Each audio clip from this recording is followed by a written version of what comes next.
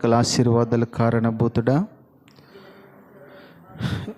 ఈ రాత్రి కాలమందు నీ సన్నిధిలో గడపడానికి మీరు మాకు ఇచ్చిన గొప్ప అవకాశాన్ని బట్టి నీకు స్తోత్రాలు.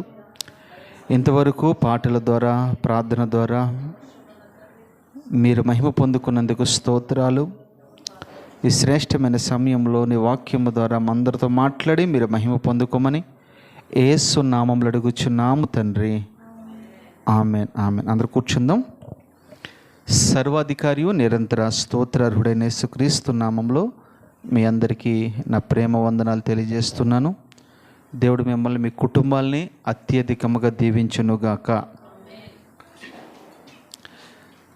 దినాలు, మాసాలు, సంవత్సరాలు గతించిపోతూ ఉంటాయి. అయితే క్రైస్తవుడిగా మన జీవితంలో భక్తిని పెంపొందించుకునే వారిగా మనం ఉండాలి. బైబిల్లో చక్కగా వివరణ ఏమిస్తుందంటే, మొదటి మందిర మహిమ కంటేను కడవరి మందిర మహిమ మించి ఉండాలని అంటుంది. అదే మొదట్లో మనకున్న భక్తి కంటేను కడవరి దినాల్లో ఉన్న భక్తి ఎక్కువగా ఉండాలి. అయితే క్రైస్తవ జీవితంలో ఎలాగుంటుందంటే, మొదట్లో భక్తి బాగా ఉంటుంది. కూర్చున్న లేచిన దేవుణ్ణి స్తుతిస్తూ ఉంటారు, మందిరానికి వెళ్తూ ఉంటారు. అది ఒక సంవత్సరం పాటు ఉంటుంది. దాని తర్వాత నెమ్మదిగా భక్తిలో వారు సన్నగిల్లిపోతూ ఉంటారు. కానీ ఆత్మ సంబంధమైన భక్తుడు, లేదా నిజంగా దేవుణ్ణి హత్తుకున్నవాడు, నిజంగా దేవుని వెంబడించిన వారు, లేదా నిజంగా దేవుణ్ణి ఆనందింప చేసేవాడు ఎలాగుంటాడంటే, దినాలు గడిచే కొలదే, సీనియర్టీ వచ్చే కొలదే ఆధ్యాత్మికంగా ఉన్నతంగా ఎదుగుతూ ఉంటాడు. ఇక్కడే చాలామంది పడిపోతూ ఉంటారు. ఎందుకంటే నేను ఎప్పటి నుంచో భక్తి చేస్తున్నాను కదా, నా భక్తి సరిపోతుంది కదా అన్నట్టుగా నిర్ధారణ చేసుకుంటూ ఉంటారు. కానీ ఒక్కనాటి భక్తి ఏమాత్రము సరిపోదు. సంవత్సరాలు మన జీవితంలో వెళ్ళిపోతూ ఉన్నాయనంటే భక్తిలో కూడా నీవు ఎదుగుతూ ఉండాలి. ఇంకొక విలువైన విషయం చెప్పాలంటే, సంవత్సరాలు గతించి కొలదే, లేదా మన వయసు గతించి కొలదే మనం పరలోకానికి దగ్గర అవ్వాలి. లోకానికి దూరం అయిపోవాలి, పరలోకానికి దగ్గర అవ్వాలి. ఇది ప్రతి క్రైస్తవుడు చేయవలసిన పని. అది విశ్వాసైనా, సేవకుడైనా. అందుకనే భక్తులు చాలామంది ప్రారంభంలో చాలా వైరాగ్యంగా ప్రారంభించారు, ముగింపు విషాదంగా ముగించారు. అలాంటి భక్తులు బైబిల్లో చాలామంది ఉన్నారు. వీరి గురించి ఇద్దరు గురించి పరిశుద్ధాత్మ దేవుడు ఎందుకు రాశాడంటే, కొంతమంది ఏమో ప్రారంభంలో ప్రారంభించినది ముగింపులో అత్యధికంతో ముగించారు. కొంతమంది ఏమో ప్రారంభంతో మహిమతో ప్రారంభించారు, ముగింపు విషాదంతో ముగించారు. మన దైనందిన జీవితంలో ప్రతిరోజు కూడా ఏదో పండగలకే భక్తి చేయటం కాదు. నేను అంటాను, అసలు పండగలకి ఎక్కువ మనం భక్తి చేయలేము, పండగలకి ఎక్కువ మనము ప్రార్థించలేము, పండుగల్లో ఎక్కువగా దేవుని మనం స్తుతించలేము, పండుగల్లో ఎక్కువగా దేవుని మనం ఆరాధించలేము, పండుగల్లో దేవునికి ఎక్కువగా మనం ప్రాధాన్యత ఇవ్వలేము. అందుకనే స్పష్టంగా ప్రభు అంటాడు, మీ పండుగలు నాకు అసహ్యాన్ని పుట్టిస్తున్నాయి అని అంటాడు. కనుక ఈ ఉపవాస కూడికల్లోనూ, లేకుంటే మాసాంతర కూడికల్లోనూ, లేకుంటే ప్రత్యేకమైన కూడికల్లోనూ ఎక్కువగా దేవుని మనము స్తుతించడానికి అవకాశం ఉంటుంది.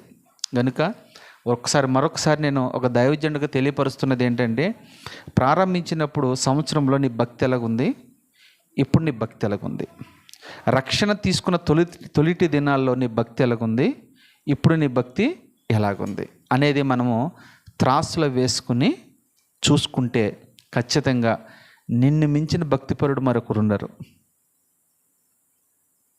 ఒకవేళ విశ్వాసంలో కానీ, ప్రార్థనలో కానీ, వాక్యం వినటంలో కానీ, లేదా చదవటంలో కానీ, మందిరానికి వచ్చే విషయంలో కానీ, పరిచర్య చేసే విషయంలో కానీ ఏమాత్రం తక్కువ ఎక్కువ ఎలాగున్నదనేది నీవే పరిశీలన చేసుకో. ఎందుకంటే మనమే పరిశీలన చేసుకున్నప్పుడు ఏమవుతుందంటే, నీకు నీవే తీర్పు తీర్చుకుంటే పరలోకంలో నీకు తీర్పు ఉండదు. ఎవరికో మనం తీర్పు తీరిస్తే కనుక ఖచ్చితంగా పరలోకంలో నీకు తీర్పు ఉంటుంది. ఈ విషయాలు మీరు గమనించాలి. ఒక వాక్యాన్ని మనం చదువుకుందాం.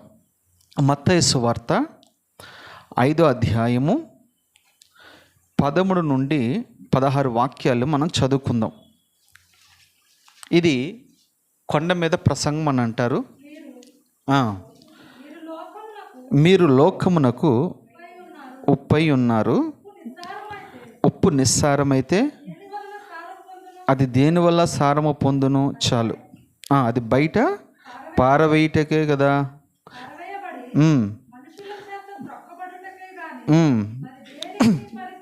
చాలు. ఈ మాటలు స్వయంగా యేసుక్రీస్తు ప్రభుల వారే మాట్లాడారు. ఎక్కడ మాట్లాడారు ఇదనంటే ఒక కొండ మీద ఈ ప్రసంగం చేశారు. ఈ కొండ మీద ఈ ప్రసంగంలో శాస్త్రులు అక్కడ ఉన్నారు, పరిసయ్యులు అక్కడ ఉన్నారు, సద్దుకీయులు అక్కడ ఉన్నారు, ధర్మశాస్త్ర ఉపదేశకులు అక్కడ ఉన్నారు, సామాన్యమైన ప్రజలు అక్కడ ఉన్నారు. మెట్టుకు అనేక గుంపులు వారు అక్కడ ఉన్నారు. వారిని ఉద్దేశించి ఈ మాటలు ప్రభు మాట్లాడుతూ ఉన్నాడు. ఈ కొండ మీద ప్రసంగంలో చాలా ప్రత్యేకమైనది. ఇది ఒక విశ్వాసి ఈ లోకంలో ఎలా బ్రతకాలి, ఒక విశ్వాసి ఈ లోకంలో ఎలా జీవించాలి, ఒక విశ్వాసి ఈ లోకాన్ని ఎలా జయించాలి, ఒక విశ్వాసి ఈ లోకంలో తన సాక్షి జీవితం ఎలా కాపాడుకోవాలి అని చెప్పడానికి ఈ మాటలన్నీ ప్రభుల వారే మాట్లాడారు. అందులో ఒక మాట నేను తీసుకున్నాను. ఆ ఒక్క మాట ఏంటంటే, మీరు లోకమునకు ఉప్పై ఉన్నారు. మనం ఈ లోకానికి ఏమై ఉన్నామంట? ఉప్పై ఉన్నాము. ఈ విషయం చాలా జాగ్రత్తగా మీరు పట్టుకోవాలి. ఈ లోకానికి మనం ఏమై ఉన్నామంట? ఉప్పై ఉన్నాము. అంటే ఉప్పుకి మనం పోల్చి ప్రభు ప్రసంగించాడు. అక్కడ ప్రభు ప్రసంగాలన్నీ కూడా ఉపమాన రీతిలో ఉంటాయి. అంటే వాడిక భాషలో ఈజీగా మనం అర్థం చేసుకోవడానికి, ఈజీగా మనం గ్రహించడానికి పరిశుద్ధాత్మ దేవుడు మాట్లాడుతూ ఉంటాడు. మర్మాలు ఏం మాట్లాడలేదు ఆయన. ఒకవేళ నిజంగా ఆయన మర్మాలు మాట్లాడవలసి వస్తే ఈ బైబిల్ ఎవరికి అర్థం కాదు. ఈ బైబిల్ ఈ రోజున సాధారణమైన వ్యక్తి కూడా అర్థమవుతుందనంటే, పామరులు కూడా అర్థమవుతున్నాయి అనంటే పరిశుద్ధాత్మ దేవుడు అందరిని ఉద్దేశించి రాశాడు. ఇది ఓన్లీ పాండిత్యం కలిగిన వారికి అర్థమవుతుంది అని అనుకుంటే కనుక ఇక నాలంటి పరిస్థితి ఎలా ఉంటుందో ఆలోచించండి. ఎందుకు ఈ విషయం చెప్తున్నానంటే, ఈ రోజున ప్రపంచ దేశాల్లో గొప్పగా వాడబడుతున్న దైవజనుల లిస్ట్ మనం తీసుకుంటే వారు చదువు లేనివారే ప్రపంచంలో ఎక్కువగా వాడబడుతూ ఉన్నారు. చదువుకున్న వాళ్ళ కంటే, జ్ఞానం కలిగిన వారి కంటే కూడా ఎక్కువ శాతం చదువు లేనివారు, జ్ఞానం లేనివారు, లోకంలో తృణీకరించబడిన వారు, లోకంలో ఎన్నిక లేనివారు, లోకంలో విలువ లేని వారిని దేవుడు ప్రత్యేకపరిచి వారిని ఒక బలమైన పాత్రగా వాడుకోవడానికి కారణం ఏంటో తెలుసా? జ్ఞానులను సిగ్గుపరుచుటకు లోకంలో వెర్రివారిని దేవుడు ఎన్నుకున్నాడు. బలవంతులను బలహీనపరచుటకు లోకంలో ఉన్న బలహీనులను దేవుడు ఎన్నుకున్నాడు. దేవుళ్ళను గొప్పతనం అది. ఒకవేళ జ్ఞానవంతుడిగా ఈ అవకాశం ఇచ్చుండంటే, నా జ్ఞానం బట్టి, నా చదువును బట్టి, నా తెలివితేటలను బట్టి నేను వాడబడుతున్నాను అంటాడు. అదే జ్ఞానం లేనివాడైతే మాటకు ముందు మాటకు వెనక ఒక మాట అంటాడు, ఇది కేవలం దేవుని కృప తప్ప మరొకటి లేదు. అంటే ప్రతి విషయంలో దేవుని మహిమపరుస్తూ ఉంటాడు. పౌలు కూడా ఏ స్థితికి దిగజారాడంటే ఒక మాట అంటాడు, నేనేమై ఉన్నానో అది దేవుని కృప ద్వారా తప్ప మరొకటి లేదన్నాడు. ఈ పౌలు ఎవరు? చాలా పాండిత్యం కలిగిన వాడు. ఈ పౌలు ఎవరు? పరిశుద్ధ గ్రంథంలో దరిదాపుగా కొత్త నిబంధన అంతా కూడా రాసిన వ్యక్తి. కానీ ఇంత మహానుభావుడే ఒక మాట అంటాడు, నేను ఈరోజు ఏమై ఉన్నానో అది దేవుని కృప వల్ల అయ్యి ఉన్నాను. రెండోది అంటాడు, సిలువ ద్వారా తప్ప, సిలువ యందు తప్ప దేని యందు నేను అతిశయపడట్లేదు. నాకు అతిశయ కారణం ఏదైనా ఉంది అని అంటే అది సిలువే అని మాట్లాడుతూ ఉంటాడు. నిజంగా పౌలు దగ్గర మనం ఎన్నో విషయాలు నేర్చుకోవచ్చు. కానీ ఇక్కడ ప్రభు ఒక మాట అంటాడు, మీరు ఈ లోకానికి ఉప్పై ఉన్నారు. ఉప్పులో ఉన్న కొన్ని విషయాలు నేను జాగ్రత్తగా చెప్తాను, నెమ్మదిగా మీరు విని మీ హృదయంలో ముద్రించుకోండి. ఉప్పుకున్న మొట్టమొదటి గుణం ఏంటంటే, ఉప్పు సముద్రములో నుంచి వేరుపరచబడుతుంది. ఉప్పు ఎక్కడి నుంచి వస్తుందో తెలుసా? సముద్రము బైబిల్ దేనికి పోల్చిందంటే లోకానికి పోల్చింది. సముద్రం అంతా కూడా ఉప్పు నీళ్ళు. సముద్రం అంతా నీళ్ళు ఉంటాయి కానీ అవి దేనికి పనికిరావు. తాగడానికి పనికిరావు, వ్యవసాయం చేసుకోవడానికి అది పనికిరాదు. అయితే అది పనికిరాని దానిని పనికొచ్చే దానికి చేశాడు దేవుడు. ఇప్పుడు లోకంలో ఉన్న నీళ్ళని దేనికి పనికిరావని అందరూ విడిచిపెట్టేస్తున్నారు. కానీ ప్రభు అలా కాదు. పనికిరాని నిన్ను నన్ను దేవుడు ఎన్నుకుని ఏర్పరచుకుని పనికొచ్చే పాత్రగా ఈరోజు దేవుడు చేశాడనంటే దేవుళ్ళు ఎంత గొప్పతనం ఉందో, దేవుడు మనల్ని ఎంతగా ప్రేమిస్తున్నాడో ఒక్క మాటలో మీరు అర్థం చేసుకోవచ్చు. నా మట్టికి నేను మా ఊళ్ళో సాక్ష్యం లేనివాడిని, ఎందుకు పనికిరానంటే వాడిని నా మట్టుకు నేనే. కానీ దేవుడు ఆ లోకంలో కలిసిపోయిన నన్ను తన కృపను బట్టి హైదరాబాద్ ప్రాంతానికి నడిపించి, ఇక్కడ దేవుడు నన్ను పట్టుకుని ఒక బలమైన సంఘంలో నాటి ఎన్నో విషయాలు నాకు బోధించి ఒక ఘనమైన పాత్రగా చేసి తన పాత్రగా దేవుడు ఈ రోజున వాడుకుంటున్నాడు. ఇదే మా ఊరికి ఇప్పుడు నేను వెళ్తే 2 చేతులు ఎత్తి మొక్కునివాడే తప్ప మొక్కనివాడు ఒక్కడ కూడా లేడు. కారణం ఏంటి అని అంటే, దేవుని చేతిలో మనం ఎప్పుడైతే పడతామో, దేవుని చేతికి ఎప్పుడైతే నేను అప్పగించుకుంటావో, ఎక్కడైతే నీకు విలువ ఉండదో, ఎక్కడైతే నేను తృణీకరించారో, ఎక్కడైతే నేను వెలివేశారో, ఎక్కడైతే నేను చులకనగా మాట్లాడారో, అదే స్థలంలో, అదే ప్రాంతంలో, అదే ఊరిలో, అదే ప్రజల మధ్యన దేవుడు నిన్ను నన్ను ఘనంగా ఎంచుతాడు, ఘనపరుస్తాడు. ఈ రోజున మా ఊరు నన్ను చూడడానికి పరుగున ప్రజలు వస్తారు. ఒకప్పుడు అదే ప్రజల మధ్యన ఉన్న వ్యక్తినే నేను పట్టించుకోలేదు. కానీ ఇప్పుడు కారణం ఏంటంటే, దేవుని చేతులు నిజంగా మనం ఉంటే దేవుడు ఎలా వాడుకుంటాడు. చాలాసార్లు మీకు చెప్తాను కదా, పేతురు గురించి చెప్పాలంటే, చేపల కొంపు కొట్టుకున్న ఈ పేతురు ఊర్లోకి వస్తున్నాడంటే ముక్కు మూసుకునే ప్రజలు. అదే పేతురు ప్రభు దగ్గరికి వచ్చిన తర్వాత, ప్రభు సారు మీదకి తీసుకొచ్చిన తర్వాత, ఘనమైన పాత్రగా చేసిన తర్వాత, ఇప్పుడు ఇదే పేతురులో మహిమైశ్వర్యం నింపిన తర్వాత, దేవుని ఆత్మ నింపిన తర్వాత, దేవుని సన్నిధి నింపిన తర్వాత, దేవుని వాక్యము నింపిన తర్వాత, ఇదే పేతురు అదే గ్రామస్తుల మధ్యలోకి, అదే ఊరు మధ్యకి, అదే ప్రజల మధ్యకి వెళ్తూ ఉంటే ఆయన నీడ పడితే చాలు. ఆయన ప్రార్థన చేయవసరం లేదు, ఆయన మాట్లాడవసరం లేదు, ఆయన నీడ పడితే చాలు రోగులు బాగుపడతారు అనే స్థాయికి దేవుడు హెచ్చించాడు. ఇలా నీ జీవితంలో, నా జీవితంలో జరగాలంటే ఉప్పులాగా మనం ఏమాలంటే ప్రత్యేకించబడేవారిగా మనం ఉండాలి. నువ్వు ఒక్కసారి ప్రత్యేకించబడిన తర్వాత మళ్ళీ లోకంలో కలిసిపోకూడదు. ఎన్నో మనల్ని ప్రత్యేకించబడిన తర్వాత ఎన్నో మనల్ని ఆకర్షిస్తూ ఉంటాయి. ఎంతోమంది మనల్ని ఆకర్షిస్తూ ఉంటారు, ఎంతోమంది మనల్ని ప్రేరేపిస్తూ ఉంటారు. రా, ఏం కాదు, దేవుని నమ్ముకున్నావు లేరా, మళ్ళా త్రాగు, రా మళ్ళా స్నేహం చేయి, రా మళ్ళీ పేకాటాడు, లే మళ్ళా వ్యభిచారం చేయి, లే మన దొంగతనం, ఏం కాదు ప్రభు క్షమిస్తాడులే అన్నట్టుగా నలుగురు మనల్ని చాలా రీతిలుగా ప్రేరేపిస్తూ ఉంటారు. ఒక మాటలో చెప్పాలంటే, నువ్వు లోకంలోంచి ప్రత్యేకించబడక మునుపు నిన్ను ఎవరెవరు ప్రేరేపించారో వారికంటే రెట్టింపుగా నిన్ను ప్రేరేపిస్తూ ఉంటారు. ఇది జాగ్రత్తగా మనం గమనించాలి. రెండోది ఏంటి తెలుసా, మనల్ని దేవునిలో ఎదుగుతున్న కొలదే మనల్ని మనవారే ఈ చుట్టుపక్కల ప్రాంతంలో ఎంతోమంది ఉంటారు. రా మా చర్చికి రా మా ఇంటికి రా మా దగ్గరికి రా, అది ఉంటుంది ఇది ఉంటుంది అని మనల్ని ప్రేరేపిస్తూ ఉంటారు.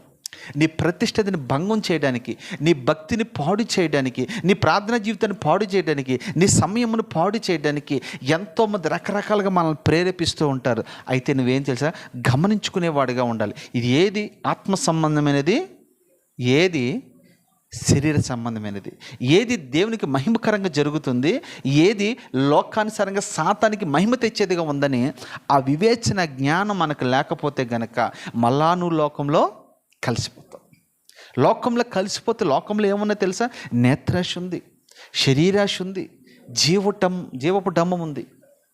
మళ్ళీ ఇవన్నీ మళ్ళీ నీకు వచ్చేస్తూ ఉంటాయి. నేత్రాశ చూసిందల్లా. ఇప్పుడు మనలాంటి సంఘాల్లో ఇవేవి మేకప్లు ఉండవు, మన సంఘంలో ఆర్భాటం ఉండదు, మన సంఘంలో హడావిడి ఉండదు. కొన్ని సంఘాల్లో మీరు చూస్తే ఆర్భాటం ఉంటుంది, వాళ్ళని చూడాలనిపిస్తుంది. అది చూసి మనం ఈ లైటింగ్ చాలా బాగుంది కదా, ఈ స్కిట్ చాలా బాగుంది కదా, ఇక్కడ యవనరాలు చాలా బాగున్నారు కదా అని మనల్ని ఆకర్షిస్తూ ఉంటారు. దానికి అర్థం ఏంటి తెలుసా? మళ్ళా నిన్ను లోకంలోనికి లాగడానికి.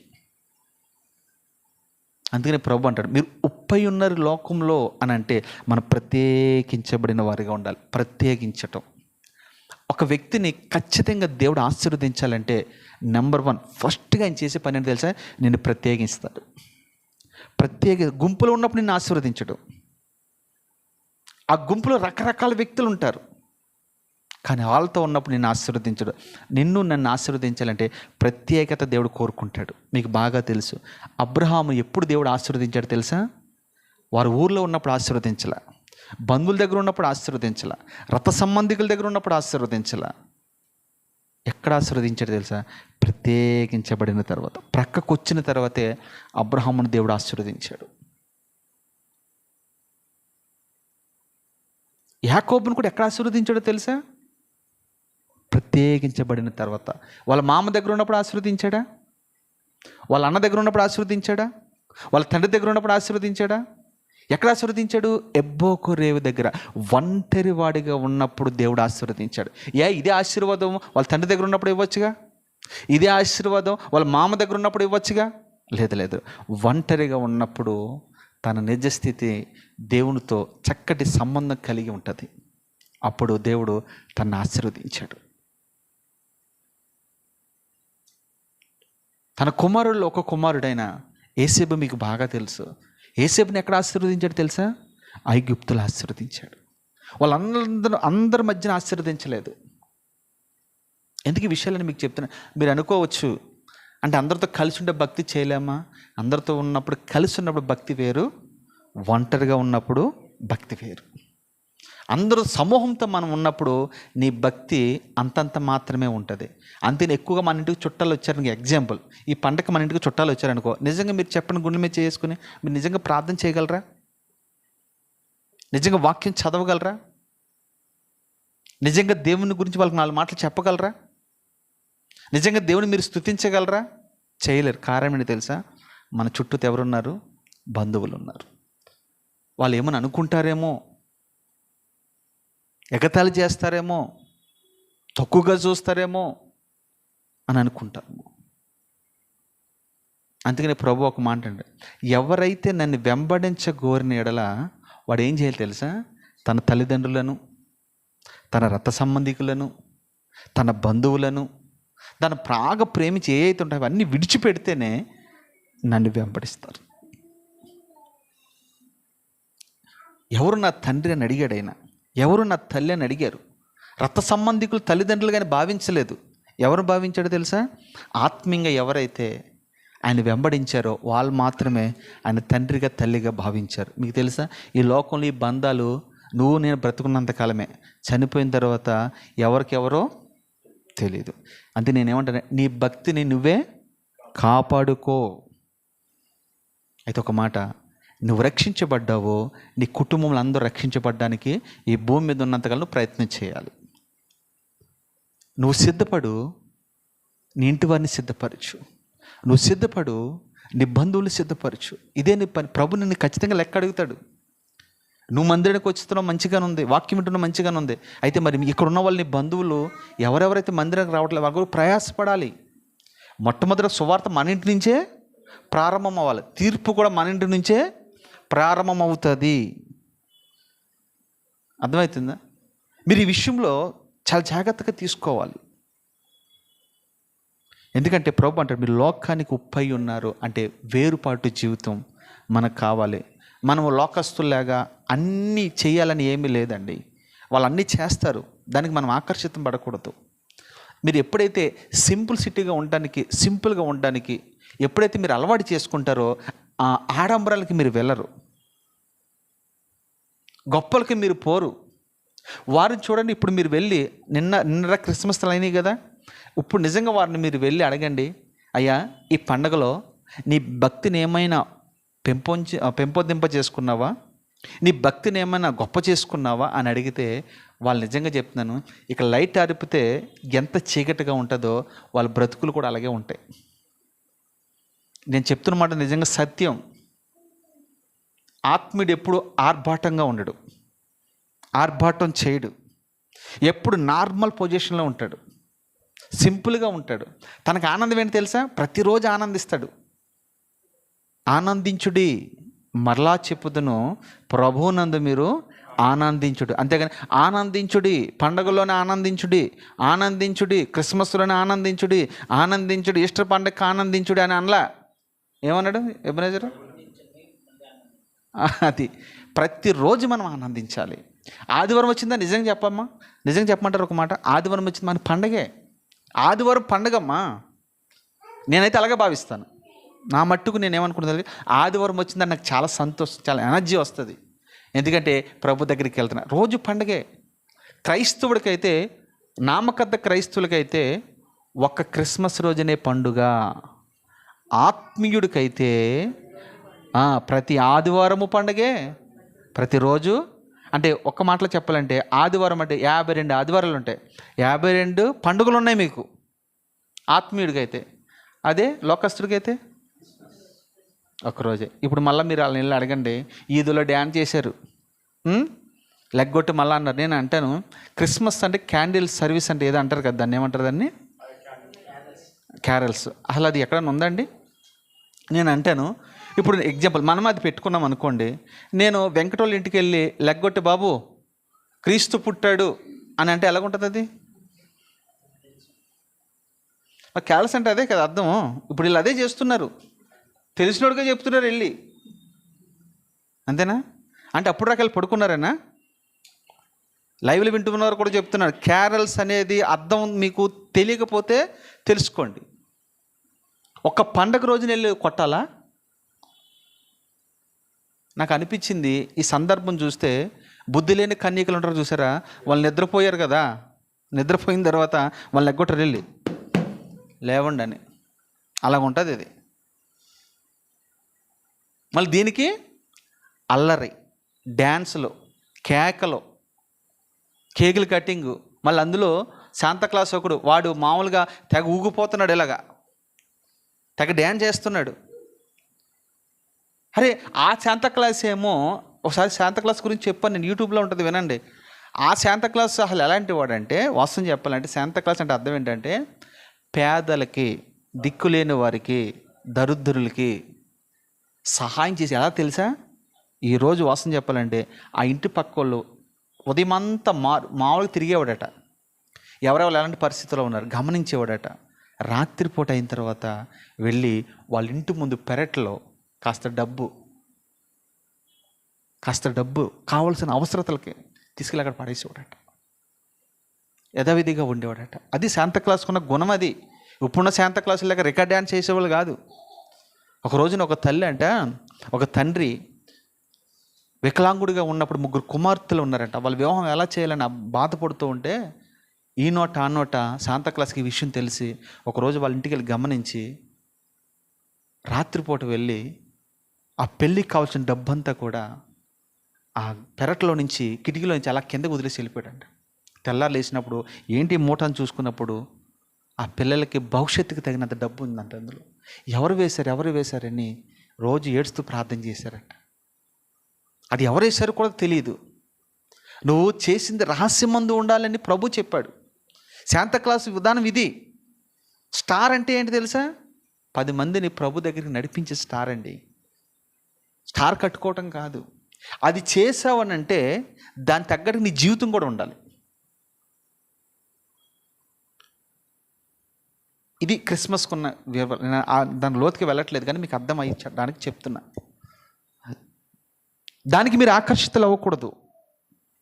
మన పెంతుకొస్తు అనుభవం, మన సంఘం ఏంటంటే పెంతుకొస్తు అనుభవం. పెంతుకొస్తులో ఆది అపోస్తుల బోధ ఉంటుంది, సహవాసం ఉంటుంది, రొట్టె విరుచుట ఉంటుంది, ప్రార్థన ఉంటుంది, సువార్త ప్రకటించుట ఉంటుంది. ఇది ఇందులో ఉన్నది. అది వాళ్ళది వేరు, మంది వేరు. ఒకరోజు మీకు అర్థమవుతుంది ఇవన్నీ. నేను చెప్పడం కాదు, ఒకరోజు మీకు అర్థమవుతుంది. ఆర్భాటాలకు పోయేది కాదు. ఒక రోజున ప్రభు యెరూషలేములో మనకులాగా పండగకి వెళ్ళారు, పస్కా పండగకి వెళ్ళారు. పస్కా పండుగలు అందరూ కూడా గంభీరంగా చేశారు, అద్భుతంగా సంతోషించారు. యేసయ్య తల్లి తండ్రి కూడా ఉన్నారు. ఆ పండగ అయిపోయిన తర్వాత తిరిగి ఇంటికి వస్తూ ఉన్నారు. యేసయ్యని మర్చిపోయారు. మీకు తెలుసా, పండుగలు యేసయ్యని మర్చిపోతారండి. నేను అంటాను, ఇక్కడికి వచ్చిన తర్వాత నిజంగా మీ మనస్సాక్షితో మీరు మాట్లాడండి ఒకసారి. నిజం గుళ్ళ మీద చేసిన ఒక మాట నాకు నిజం చెప్పండి. ఇక్కడ ఎన్నో డ్యాన్సులు జరుగుతాయి, పిల్లల డ్యాన్సులు కానీ, పెద్దలు కానీ, స్కిట్స్ కానీ, వగేర వగేర ఏదైనా కావచ్చు. తర్వాత వాక్యం చెప్తాం. మీకు ఏది గుర్తుంటుంది మైండ్లో? నేను వాస్తవం చెప్తున్నానండి, వాస్తవం ఇది. అంటే సాతాను ఎక్కడ పనిచేస్తున్నాడు తెలుసా? సంఘంలో పనిచేస్తూ ఉన్నాడు ఈ రోజున. ఒకప్పుడు లోకంలో పనిచేసేవాడు, ఇప్పుడు సంఘంలో పనిచేస్తున్నాడు. అందుకనే బండ మీద సర్పపు జాడ అని ఉంటుంది సామెతల గ్రంథం. దాని గురించి ఒకరోజు మీకు వివరంగా చెప్తాను. బండ మీద సర్పపు జాడ అంటే అర్థం ఏంటి తెలుసా? బండ అంటే క్రీస్తు. ఈ బండ మీద, క్రీస్తు అనే సంఘం మీద సర్పము ప్రాకుతూ ఉంది, సర్పము నడుస్తూ ఉంది, సర్పము ఏలుబడి చేస్తూ ఉంది సంఘాన్ని ఈ రోజున. బండ మీద సర్పపు జాడ అంటే ఆ సర్పపు జాడని మనం గుర్తుపట్టకపోతే అది ఏదో ఒక రోజు నిన్ను కాటేస్తుందనే విషయం మర్చిపోవద్దు. ఇక్కడ అంటారు, లోకానికి మీరు ఉప్పై ఉన్నారు. ఉప్పై ఉన్న విషయంలో మొట్టమొదటిది మనం ప్రత్యేకంగా ఉండాలి. అమ్మా, నీ మాట ప్రత్యేకంగా ఉండాలి తల్లి, నీ నడవడిక ప్రత్యేకంగా ఉండాలి, నీ డ్రెస్ కోడ్ ప్రత్యేకంగా ఉండాలి. ప్రత్యేకత నీలో కనబడలేదంటే నువ్వు నిజం క్రైస్తవుడే కాదు. నిన్ను చూసిన వారు నీలో యేసయ్య రూపము, యేసయ్య స్వరూపము నీలో నాలో కనబడాలి. అందుకని పౌలు అంటాడు, మీలో క్రీస్తు యొక్క స్వారూప్యము కనబడవాలనని నేను ఎంతో ప్రసవ వేదన పడుతున్నాడంట. దేని కొరకు? అయ్యా నువ్వు దేని కొరకు ప్రసవ వేదన పడుతున్నావు? క్రీస్తు రూపము నీలోనికి, నాలోనికి రావాలని. అసలు అంత అద్భుతం కదా. ఇంకా క్రీస్తు రూపం నీలో ఏర్పరచబడిందా? తన రూపం మనలో ఏర్పరచబడితేనే దేవుడు నేను వివాహం చేసుకుంటాడు.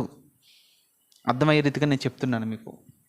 ఎందుకంటే ఇప్పుడు మనం ఇక్కడ ఉన్నాం, శరీర సంబంధంగా ఎవరో ఒక అమ్మాయిని మనం వివాహం చేయాలంటే మనంత హైట్ ఉండాలనుకుంటాం, మనకులా కలర్ ఉండాలనుకుంటాం, మనకులా చదువుకున్నదిగా ఉండాలనుకుంటాం, మనకులా కొన్ని క్వాలిటీస్ మనకి ఎలాగ ఉన్నాయి ఆమె కూడా అలా ఉండాలని మనం కోరుకుంటామా లేదా? ఇది ఎంత వాస్తవమో, ప్రభులు వారు అందగాడైన, ఆయన ధవలవర్ణుడు, ఆయన రత్నవర్ణుడైన అలాంటి వ్యక్తి లోకంలో సార్వత్రిక సంఘాన్ని వివాహం ఆడాలంటే మనం కూడా ఎలాగ ఉండాలి తెలుసా? ఆయన స్వారూప్యంలోనికి మనం వెళ్ళిపోవాలి, ఆయనలాగా మనం మార్చబడాలి, ఆయన అంత అందం మనలో ఏర్పరచబడాలి, ఆయనలాగా సౌందర్యం మనలో ఉండాలి, ఆయనలాగా మనకి పరిశుద్ధత ఉండాలి, ఆయనలాగా మనకి నీతి ఉండాలి, ఆయనలాగా మనకి ఎన్నో ఆత్మ సంబంధమైన ప్రార్థన జీవితాలు మనలో ఉండాలి. అప్పుడే ఆ స్వరూపం నీలో అందుకని పౌలు అంటాడు, ప్రసవ వేదన పడుచున్నాను, క్రీస్తు స్వరూపము మీలో ఏర్పరచబడాలని. ఎంత చక్కటి మాట కదా.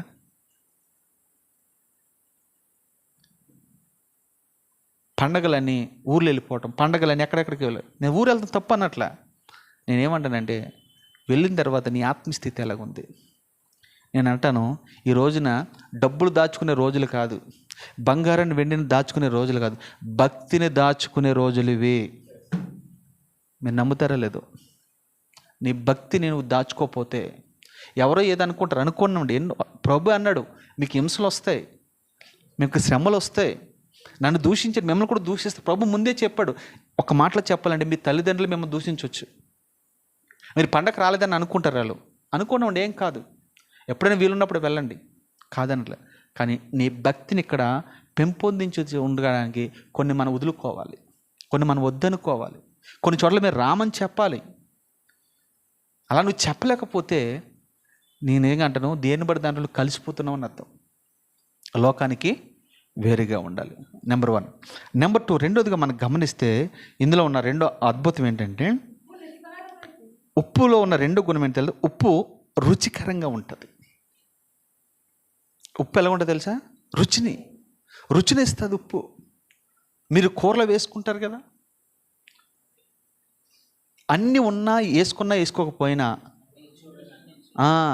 అన్ని వేసి చూడు నన్నే చూడు అన్నట్టుగా, ఇప్పుడు అన్నీ ఒకవేళ ఉప్పు తక్కువైనా ఇంకోటి తక్కువైనా ఒకవేళ మనం అడ్జస్ట్ అవ్వచ్చేమో, కానీ ఉప్పు లేకపోతే మాత్రం మనం, అంటే ఈ మాటకున్న అర్థం ఏంటంటే, ఉప్పు అంటే మీరు లోకానికి ఉప్పు అయి ఉన్నారంటే అర్థం ఏంటంటే రుచినిచ్చేవారుగా మనం ఉండాలి. అంటే నీ మాట ఉప్పు వేసినట్లుగా రుచిగా ఉండాలి అని ఈ మాటకున్న అర్థం.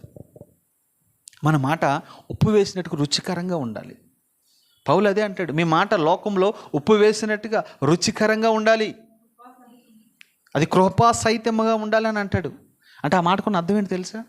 యేసుక్రీస్తు ప్రభువారు తన నోటి నుంచి వచ్చే ప్రతి మాట జారవెడుతున్న ప్రతి మాట కూడా ఎలాగ ఉండేదంటే ఉప్పు వేసినట్టుగా ఉండేది. ఒకరోజు నేను ఒక తల్లిని తీసుకొచ్చారు, ఆమెను రాళ్ళతో కూడా చంపాలి, ధర్మశాస్త్రం చెప్తుంది, మోషే మాకు చెప్పాడు, ఏం చేయమంటావు అని అడిగినప్పుడు ప్రభు ఉప్పు వేసినట్టుగా మాట్లాడాడు. ఏమన్నాడు తెలుసా? మీలో పాపం లేనివాడు మొదటగా రాయి వేయండి అని అన్నాడు. ఉప్పు వేసిందంటే ఆ మాటకి ఎవ్వరు కూడా తల ఎత్తలేదు, పైకి రాళ్ళు పడచి వెళ్ళిపోయారు. ఉప్పు వేసినట్టుగా ఉంటుంది. ఆయన లోకంలో ఎవరిని కూడా బాధ పెట్టలేదు, ఎవరిని కూడా ఇబ్బంది పెట్టలేదు. తన మాటల ద్వారా అనేక మంది జీవితాలను ఆయన కట్టాడు, నిలబెట్టాడు, రాజ్యాలు నిలబెట్టాడు, రాజులు నిలబెట్టాడు, అధికారులు నిలబెట్టాడు. ఇదంతా ఎక్కడి నుంచి వచ్చింది? నోటి మాట ద్వారా. అంటారు కదా, నోటి మాట మంచిది ఏదో అంటే ఒక సామెత ఉంది, నోరు మంచిదైతే ఊరు మంచిది అవుతుంది. ఉన్న మాట అనవద్దు, పాస్టమ్ గారు అంటారు కదా, ఊర్లో ఉండొద్దు. ఉన్న మాట అనొద్దు, ఊరిలో ఉండొద్దు. ఇది పాస్టమ్ గారు నేను డైలాగా నిజమే.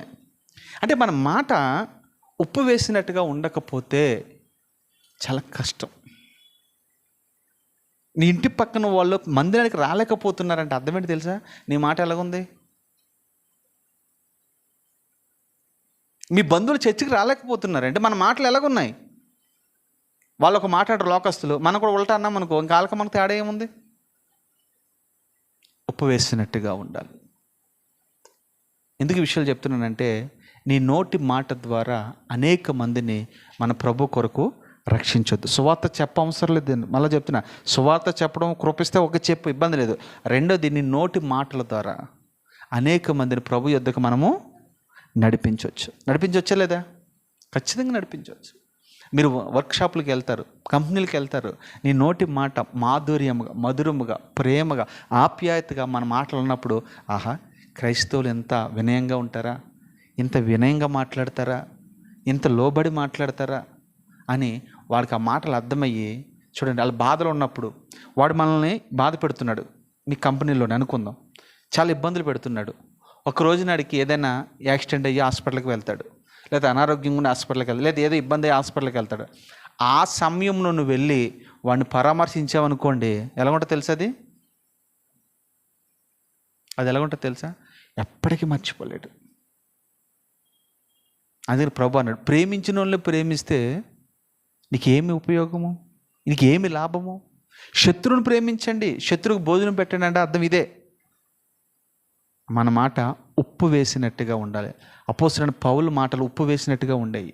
ఎంతోమంది ఆయన చంపాలని చూశారు, కానీ ఆయన మాటల ద్వారా ఎంతోమందిని ప్రభు తట్టుకు త్రిప్పగలిగాడు. పౌలు కానీ, పేతురు కానీ, అపోస్తలులు కానీ, ఎవరైనా మీరు గమనించండి, వారి మాటలంట. ప్రత్యేకించి ఇందులో నేను తీసుకోవాల్సిన ప్రధానమైన వ్యక్తి ఎవరంటే యోబు మాటలు ఎలాగుండేయంటే ఉప్పు వేసినట్టుగా ఉండేయట.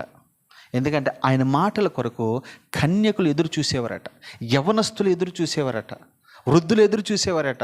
ఆయన ఒక్క మాట ఉంటే ఆ మాట కట్టేదిగా ఉండేదంట. కొంతమంది మాటలు ఏం చేస్తారంటే ఉన్న కుటుంబాలను విడగొడతాయి, కొంతమంది మాటలు ఏమంటే విడిపోయిన కుటుంబాలని తిరిగి కడతాయి. కట్టేది నీ నోటి మాటలను ఉంది, విడగొట్టేది నీ నోటి మాటలతోనే ఉంది. కనుక మన నోటి మాట ఎలాగుంటుందో తెలుసా? రుచికరంగా. 2 అనుభవాలు చెప్పాను. మూడోదిగా మనం గమనిస్తే, ఉప్పు అన్నిట్లో కలిసిపోతుంది. అర్థమైందమ్మా?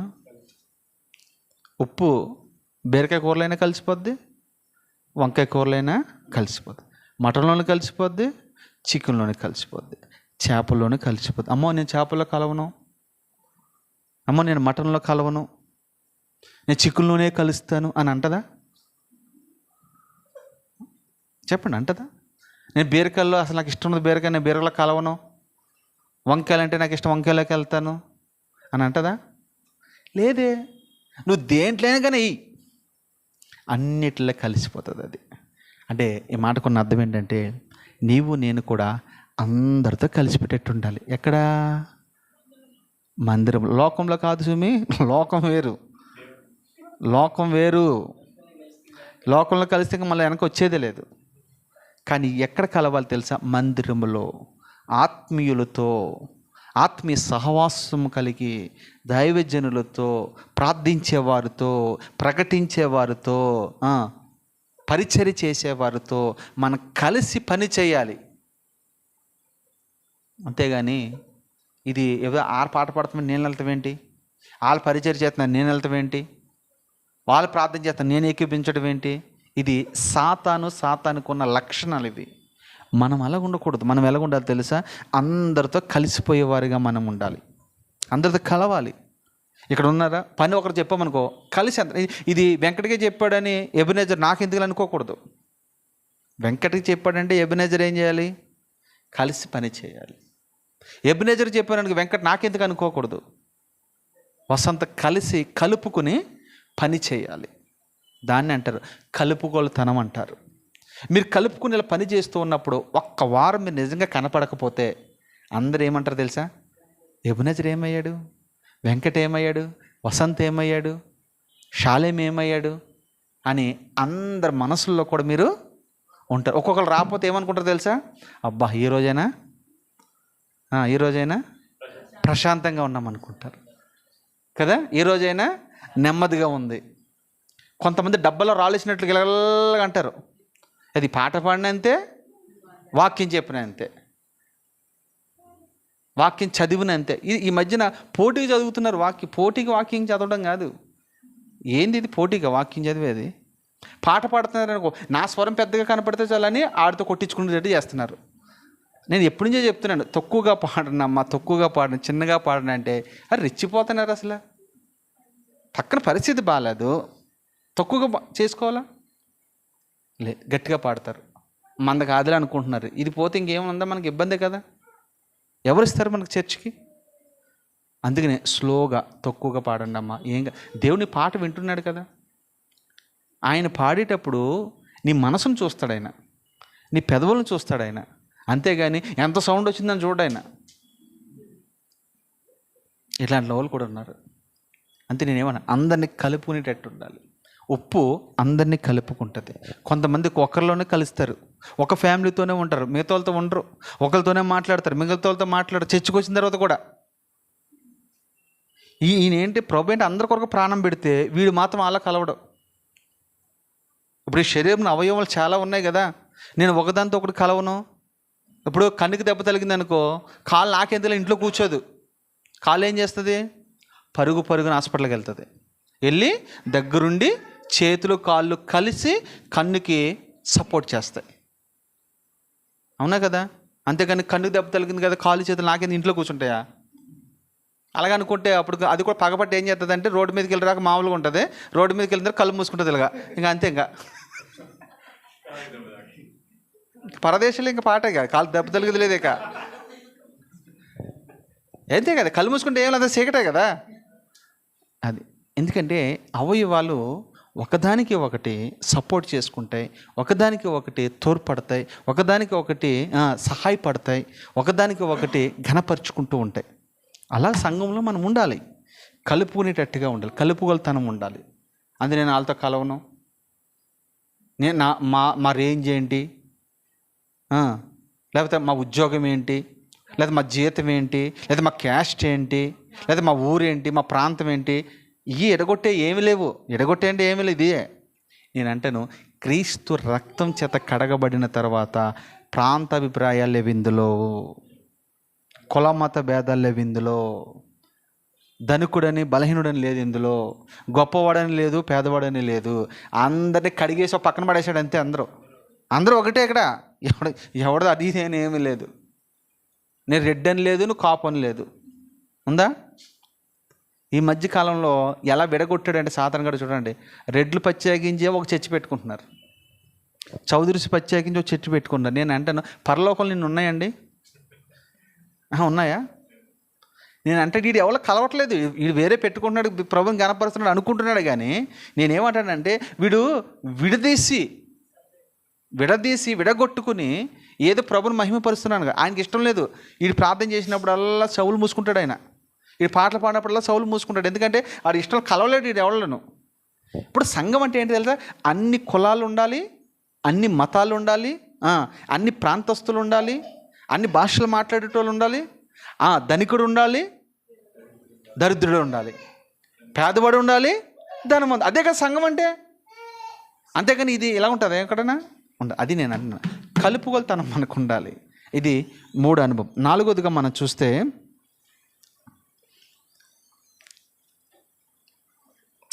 ఉప్పు తెల్లగా ఉంటుంది. నల్లప్పులు కూడా వచ్చినాయి అనుకున్నప్పుడు కోటింగ్ వేస్తాను లేదో నాకు తెలియదు, కానీ నల్లప్పులు కూడా వచ్చేసినప్పుడు ఉప్పు తెల్లగా ఉంటుంది. తెలుపు పరిశుద్ధతకి గుర్తుగా ఉంటుంది. ఉప్పు దేని గుర్తు చెప్పండి? పరిశుద్ధత. అంటే పరిశుద్ధంగా మనం ఉండాలని ఉప్పు మనకు బోధిస్తూ ఉంది. నేను పరిశుద్ధిని కనుక మీరు కూడా పరిశుద్ధులై ఉండండి అని వాక్యం కూడా సెలవిస్తుంది. పరిశుద్ధంగా మనం ఉండాలి. నాకు అన్నిటికన్నా నచ్చిన మాట లాస్ట్లో ఏంటి తెలుసా? లాస్ట్ నేను ముగిస్తున్నాను. అన్నిటికంటే నచ్చిన మాట, విలువైన మాట ఏంటంటే, ఉప్పు అన్ని చోట్ల ఉంటుంది, అన్ని గృహాల్లో ఉంటుంది. ఉప్పు లేని గృహం ఏదైనా ఉంటుందా? ఉప్పు లేని నీళ్ళు ఏదైనా ఉంటుందా? లేదు. అంటే ఈ మాటకున్న అర్థం ఏంటంటే, ఉప్పు ఎవరు ఎంతకంటే యేసుక్రీస్తు ప్రభుల వారికి సాదృశ్యంగా ఉంది. ఈ ఉప్పు ప్రతి ఇంటిలో ఉంటుంది లేదా? అంటే సువార్త కూడా ప్రతి ఇంటికి వెళ్ళిపోవాలి. యేసుక్రీస్తుని ప్రతి ఇంటికి మనము పరిచయం చేయాలి. ఒప్పుకున్న గుణం అది అనమాట. ఇది లోకల్ నుంచి ప్రత్యేకించబడిన తర్వాత దీంట్లో ఎన్ని అనుభవాలు ఉన్నాయి చెప్పండి? ఉప్పు 1 ప్రత్యేకంగా ఉంటుంది, 2 రుచికరంగా ఉంటుంది, 3 అందరితో కలిసిపోతుంది, ఉప్పు తెల్లగా ఉంటుంది, తర్వాత ఉప్పు అందరి గృహాల్లో ఉంటుంది, తర్వాత ఉప్పు ఎన్ని చెప్పాను నేను ఇప్పటికి? 5.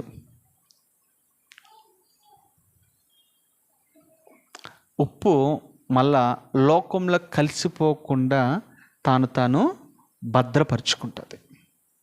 అదే మాట ఇప్పుడు మీరు చదువుకున్నారు. మళ్ళీ ఒకసారి చదువున్న మూలవాక్యం,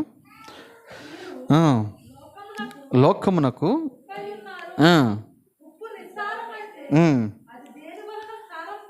ఇది గుర్తుపెట్టుకోండి. ఉప్పు ఒకవేళ ఇన్ని విషయాలు చెప్పాను కదా, అప్పటికి అది నిస్సారం అయితే, నిస్సారం అంటే ఏంటి? పాడైపోవటమే, సారం లేకపోవటమే. అది కూరలో వేసుకోవడానికి పనికిరాదు, దేంట్లో వాడుకోవడానికి పనికిరాదు కదా. అంటే ఉప్పు చివరికి ఏమవుతుందంటే నిస్సారమైపోతే, దాంట్లో సారం లేకపోతే, అంటే సారం లేకపోతే ఏంటి తెలుసా? మనకు సారాన్ని కలిగించేది ఏంటి తెలుసా? 1 దేవుని వాక్యము, దేవుని ఆత్మ, ప్రార్థన జీవితము, విశ్వాసము. ఈ 4 ప్రత్యేకించి మనలో ఉండటం వల్ల మనలో ఏం కలుగుతుంది అంటే సారం కలుగుతుంది. మనలో వాక్యం లేకపోతే నీలో సారం లేదు, మనలో ప్రార్థన లేకపోతే నీలో సారం లేదు, మనలో పరిశుద్ధాత్మ లేకపోతే సారం లేదు, మనలో విశ్వాసం లేకపోతే సారం లేదు. ఈ 4 మనలో ఉంటే నీలో ఎప్పుడు సారం తగ్గిపోదు.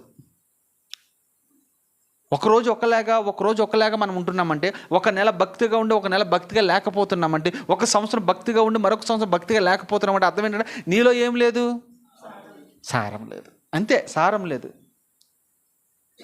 సారం లేని వ్యక్తిగా నువ్వు ఉంటే గనక ప్రభువే అంటున్నాడు, అది బయట పారవేయబడుతుంది. బయట అంటే లోకంలో, బయట అంటే నరకంలో. అది బయట పారవేయటానికి తప్ప దేనికి అది ఉపయోగపడదు, పనికిరాదు. అది మనుషుల చేత తొక్కపడదు. అంటే మళ్ళీ మనుషుల చేత తొక్కపడతామంటే అర్థమేంటి తెలుసా? నిన్ను అనేక మంది ఏం చేస్తారంటే తక్కువగా చూస్తారు, తక్కువగా మాట్లాడతారు, చిన్న చూపు చూస్తారు, నిన్ను అందరూ తొక్కువేస్తారు. ఉద్యోగంలో తొక్కువేస్తారు, వ్యాపారంలో తొక్కువేస్తారు, కుటుంబంలో తొక్కువేస్తారు, బంధువులు తొక్కువేస్తారు, రక్త సంబంధితో అందరు నిన్ను తొక్కువేస్తారు, చులకనగా మాట్లాడతారు. నీకు అసలు విలువ ఉండదు. నిజంగా ఈరోజు మనకు విలువ ఉందంటే ప్రభువులో మనం ఉన్నాం కాబట్టే మనకి విలువ ఉంది, లేదంటే మనకి విలువ ఏమాత్రము లేదు. చివరిది లాస్ట్ 1 రాసుకోండి. ఇదేంటి తెలుసా? ఉప్పు ఏ పదార్థాన్ని కూడా పాడు చేయదు. అవునా కదా? ఉప్పు ఏం చేస్తుంది తెలుసా? మనం పచ్చడి పట్టుకుంటాం, సంవత్సరం అంతా ఉంటుంది. కానీ ఆ ఉప్పు ఏం చేస్తుంది తెలుసా? ఒకవేళ ఉప్పు లేదంటే కనుక ఆ పచ్చడి అంతా పాడైపోతుంది. అందుకని ఆ పచ్చడిలో ఈ ఉప్పు ఉండటం వల్ల సంవత్సరం వరకు దాన్ని భద్రపరుస్తుంది, ప్రొటెక్షన్ ఇస్తుంది. ఉప్పు చేపలు మీకు బాగా తెలుసు. అది ఉప్పు వేసిన తర్వాత ఎన్ని రోజులైనా ఉంటుంది. చివరికి మనం చనిపోయినప్పుడు కూడా ఉప్పు మనతో వస్తుంది. మనం చనిపోయిన తర్వాత ఇక్కడ ఉప్పు కడతారు, ఎందుకు తెలుసా? పొట్ట ఉబ్బుపోకుండా. చనిపోయిన తర్వాత కింద ఉప్పు వేస్తారు, ఎందుకు తెలుసా? నీ దేహము పాడవకుండా ఉండడానికి. ఉప్పు మనతో ఎక్కడి వరకు వస్తుంది తెలుసా? ఓన్లీ తినటం వరకే కాదు, నీ మరణముతో పాలు పొందేది ఏదైనా ఉందంటే అది ఉప్పే. నీ భార్య నీతో రాదు, నీ బిడ్డలు నీతో రారు, నీ తల్లిదండ్రులు నీతో రారు. చివరి నీతో వచ్చేది ఎవరంటే చివరిగా ఉప్పు నీతో వస్తుందండి. ఆ బట్టలు కూడా పాడైపోతాయి, తీసివేస్తారు. ఉప్పు మాత్రం నీతో ఉంటుంది.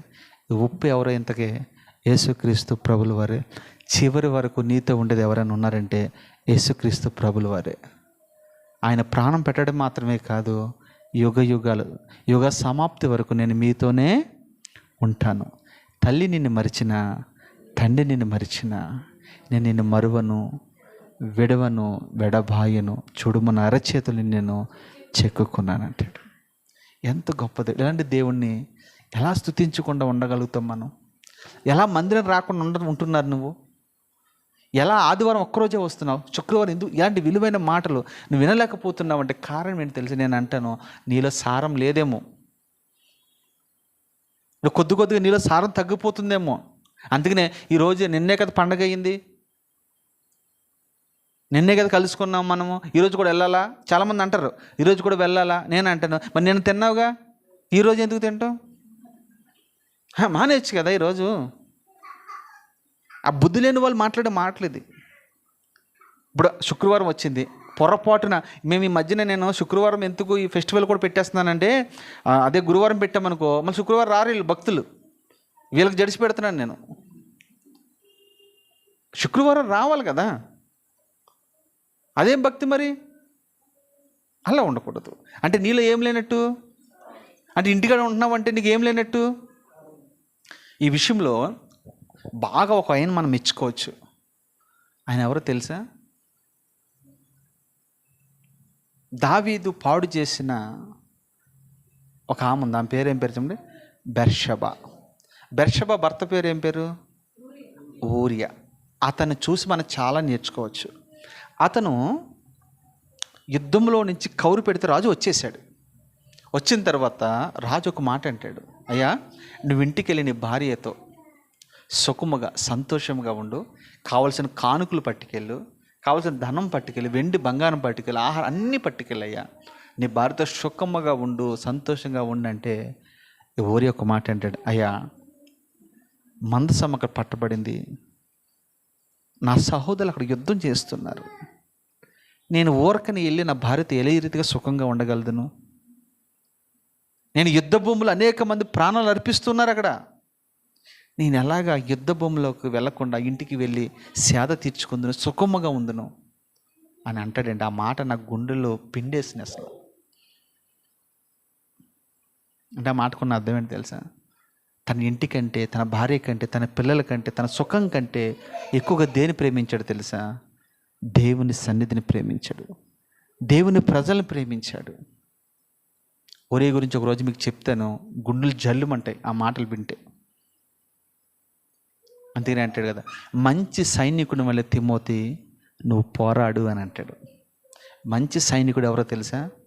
ఒకటి నా యేసుక్రీస్తు ప్రభు అయితే, రెండోది ఆ స్థానం ఎవరికి ఇవ్వచ్చు అంటే ఊరియాకే ఇవ్వచ్చు. ఊరియా మంచి సైనికుడుగా పనిచేశాడు. సుఖమున్న వెళ్ళ. ఈరోజు పండగని ఊళ్ళో ఏదో సుఖం ఉంటుంది, కోడి మాసం కుక్క మాసం కోసుకుని తింటారు, దాని గురించి వెళ్ళిపోతూ ఉన్నారు. కాదండి, ఇక్కడ మందసం దగ్గర ఉన్నవా లేదా ఆలోచన వచ్చాయి. ఎందుకు ఈ విషయం చెప్తున్నానంటే, నేను ముగిస్తున్న నా మాటలు ఉప్పులో ఉన్న 7 అనుభవాలు మీకు చెప్పాను. మొదటి అనుభవం ఏంటంటే ప్రత్యేకించబడిదనిగా ఉండాలి. రెండోది రుచినిచ్చేదానిగా ఉండాలి. 3 అందరిలో కలిసిపోయేటట్టుగా ఉండాలి. 4 ఉప్పులాగా పరిశుద్ధముగా ఉండాలి. 5 ఎవరిని పాడు చేయకుండా, ఏ పదార్థము పాడవకుండా భద్రం చేసేదిగా ఉండాలి. చివరిది సారం కలిగి మన బ్రతికేవారుగా, జీవించేవారుగా ఉండాలి. ఈ మాటలు దేవుడు దీవించి ఆశీర్వదించునుగాక. ఆమేన్. అందరం ప్రార్థన చేసుకుందాం.